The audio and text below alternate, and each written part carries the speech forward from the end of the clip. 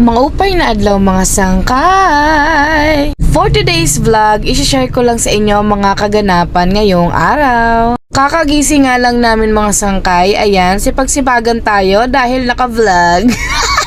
February 24 nga ito, late ko nang na-upload mga sangkay, pasensya na. At dahil nga walang luto nung araw na ito, kaya ayan, pa-vlog-vlog tayo be. Share ko lang sa inyo kung gaano ako kasipag, charot! Para naman meron akong pa-video kay Merot. Oy, hindi, seryoso. Naglilinis naman ako mga sangkay. Masipag-sipag naman ako paminsan-minsan. Kung napapansin nyo, medyo namamaos ako for today's vlog. Dahil nga late ko na itong mai-upload. Itong araw na to is pagkatapos lang ng birthday ko. Ngayon ko lang siya nilagyan ng voice over. O, pak, flex ko pa ang Lysol. Ayan, pampabango, pampa-eliminate ng camera. Ano ba yun? Basta yun na yun. Yun na kuya, balik na. Kuya, dali. Pasok na dali. Dali na kuya. Kuya, samahan mo na si Sia.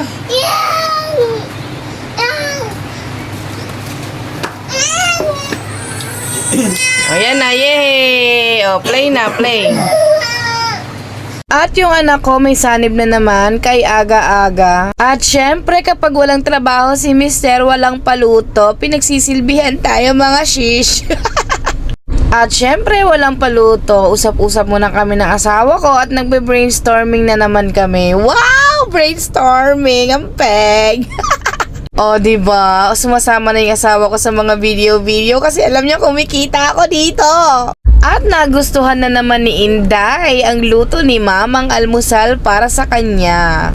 Sliced bread na pernito sa butter with egg. O, diba? Gustong gusto niya. Sa panganay ko, wala akong problema doon. Kahit anong ipaulam ko, kinakain niya. Pero ito talagang dalaga ko, sobrang pihikan sa pagkain. Kaya advice ko sa mga bagong magiging mami dyan, wag na wag niyong patitikimin ng matamis ang inyong mga baby dahil ito ang mangyayari sa inyo. Mahihirapan kayong magpakain. At pagkatapos nga nila mag-almusal mga sangkay, agad na namin silang inasikaso. Tig-isa kami ng asawa ko magpaligo sa kanilang dalawa. Yes, ganun kami ka-teamwork ng asawa ko. As you can see, hindi nga kami napipirmi sa bahay mga sangkay. Meron na naman kaming lakad. Dahil nga wala kaming paluto today, ayan, gala-gala dahil biglang nag-text ang aking kuya na may gusto daw siyang tikman na buko pie.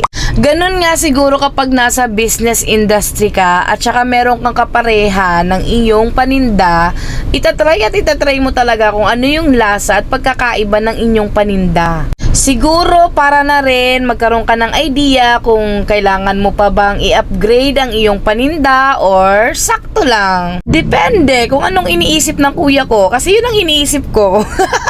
Magpapahinga lang sana kami ng asawa ko ngayong araw kasi nga wala kaming paluto. Pero dahil gala is life. At hindi ko na maipapakita sa inyo kung saan namin binili ang buko pie. At pagkatapos nga namin matry ang buko pie, eto na, dumiretso na nga kami ng alang-alang mga sangkay. At ito nga ang ipinagmamalaki kong paresan sa kuya ko. Ilang beses na nga naming inatem kumain dito kasama ang kuya ko nung last year pa. At pag napunta nga kami dito mga sangkay, palagi ngang nasasaraduhan na kami or maaga pa naubos na yung paninda nila.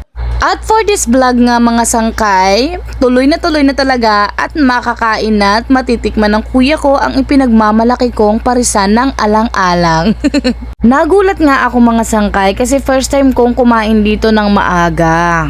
Tsaka nung last time na pumasyal kami dito, sabi nung pinagtanungan namin, hapon lang sila nag-o-open, mga 5 PM siguro yon hanggang 12 noon or kung maubos na ang kanilang paninda, close na sila. Nagawi nga kami dito sa Parisan kasi nga yung kuya ko naghahanap ng pwesto para sa kanyang branch ng buko pie. Shout out sa mga taga-alang-alang, baka may manood sa inyo netong video ko. Please, kontakin nyo ako kung meron kayong alam na pwesto at pupuntahan namin agad. Pauwi na nga kami mga sangkay nung time na ito kaso nakita nga namin itong parisan na paborito namin ng asawa ko. At nagustuhan din ng kuya ko ang kanilang pares. Wag ka, may pa-free silang karaoke dito mga sangkay, kaya gustong gusto ko dito eh.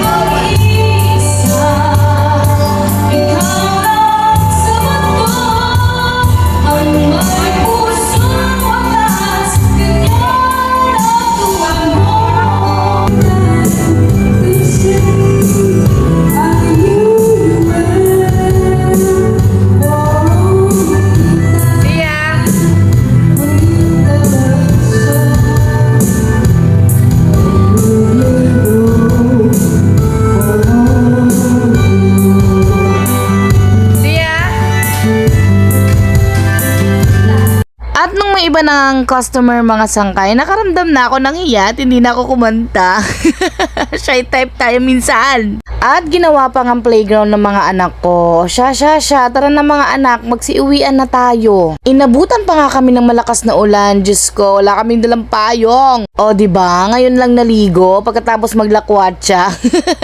Required ba maging losyang kapag may asawa na? Hindi na marunong mag-ayos-ayos bago man lang umalis? Diyos ko Lord. Unexpected nga ang pagkain namin sa Parisan. Kaya kung nakita niyo sa video, hindi pa ako nakaligo noon mga sangkay. Wala ding bra.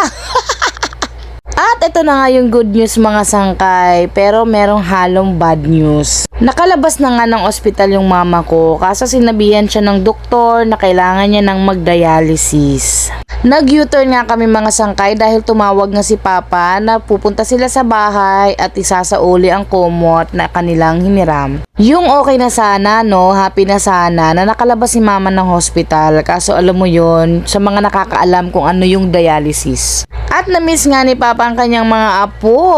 Ewan ko ba dito sa dalaga ko at ayaw na ayaw sa lola niya. Mag-best friend talaga sila.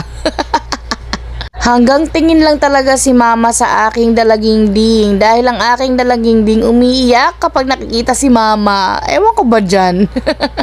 Sa lolo lang talaga malapit itong dalaging ding ko. Palibhasa, palagi siyang kinakarga. At after nga nilang pumasyal dito sa amin mga sangkay, diretso naman kami ng merkado para mamili ng aking ipanghahanda bukas.